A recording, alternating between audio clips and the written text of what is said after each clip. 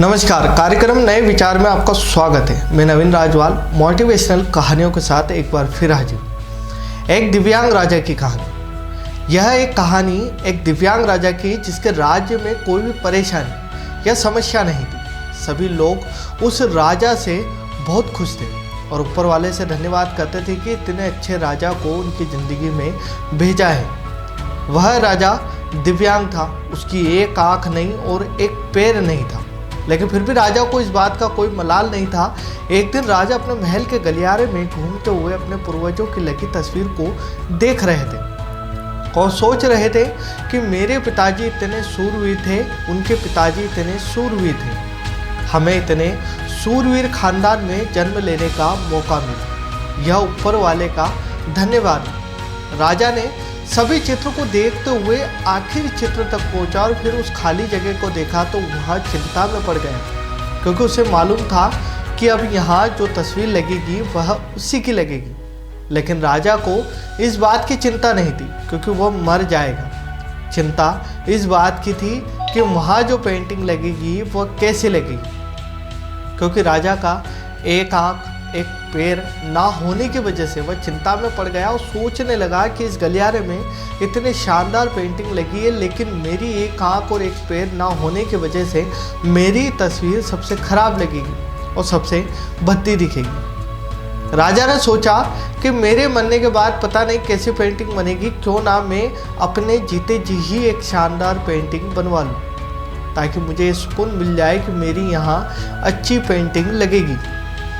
अब उस राज्य में ऐलान करवा दिया गया और सभी पेंटर्स को बुलाया गया और कहा गया कि जो भी पेंटर राजा का शानदार पेंटिंग बनाएगा उसे इनाम दिया जाएगा। अब सभी पेंटर राज्य में आए और उन पेंटर को पता था कि अगर शानदार पेंटिंग बनेगी तो शानदार इनाम तो मिलेगा ही, लेकिन जिस राजा की एक आँख नहीं है एक पैर नहीं है उसका शानदार पेंटिंग कैसे बन सकती है। पेंटर सोच रहे थे कि इनाम का तो पता नहीं, लेकिन अगर शानदार पेंटिंग नहीं बनी तो राजा गुस्सा हो जाएंगे और सजा देंगे, इसलिए बड़े बड़े चित्रकार भी आगे नहीं आए। तभी उसमें से एक लड़का बोला, राजा साहब मैं आपकी पेंटिंग बनाना चाहता हूँ, मुझे 24 घंटे का वक्त चाहिए।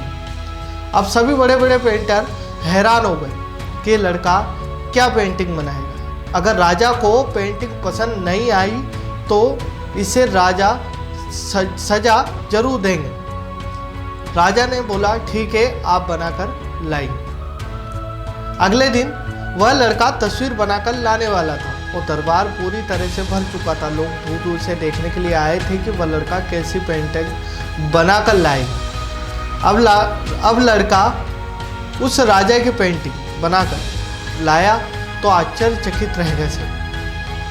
सब लोग जोर जोर से तालियां बजाने लगे, सीटी बजाने लगे। जब राजा ने उस पेंटिंग को देखा तो खुश हो गया और बोला कि वाह, इससे अच्छी पेंटिंग तो इस पूरे गलियारे में नहीं। राजा ने उस लड़के को बहुत सारा इनाम दिया। अब आप सोच रहे होंगे कि उस राजा की क्या पेंटिंग बनी होगी, जिसकी एक आँख नहीं एक पैर नहीं, कैसी पेंटिंग बनी होगी। उस तस्वीर में लड़के ने उस राजा को एक घोड़े पर सवार किया था। एक साइड से उस राजा का एक पैर दिख रहा था और राजा तीरंदाजी करते हुए निशान लगा रहा है। निशाना लगाते वक्त एक आंख बंद हो जाती है और उस लड़के ने उस राजा की वही आंख बंद की थी जो राजा के पास नहीं थी। इस तरह से उस लड़के ने राजा को निशाना लगाते हुए घोड़े पर सवार दिखाया, जिससे एक आंख बंद और एक ही पैर दिखाया।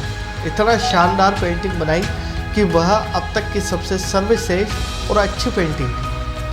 उस लड़के के सामने चुनौती भी थी, संकट था, लेकिन उसने सकारात्मक का साथ नहीं छोड़ा। जिंदगी में आप जिस भी मुकाम पर हो, जिस भी संकट में फंस जाए, जिस भी स्थिति में हो, अगर आपने सकारात्मक का साथ कभी नहीं छोड़ा तो यकीन मानिए आप उस संकट से बाहर निकल ही जाएंगे। क्योंकि ज़िंदगी में उम्मीद का साथ मत छोड़िए, क्योंकि जिसने उम्मीद का साथ छोड़ दिया तो फिर ज़िंदगी उसका साथ छोड़ देती है। हर पल सकारात्मक रहिए, खुश रहिए। ऊपर वाले के आशीर्वाद से अपनों के प्यार के साथ अच्छी और सच्ची मेहनत के साथ कर दिखाओ कुछ ऐसा कि दुनिया करनी चाहे आपके जैसे। धन्यवाद।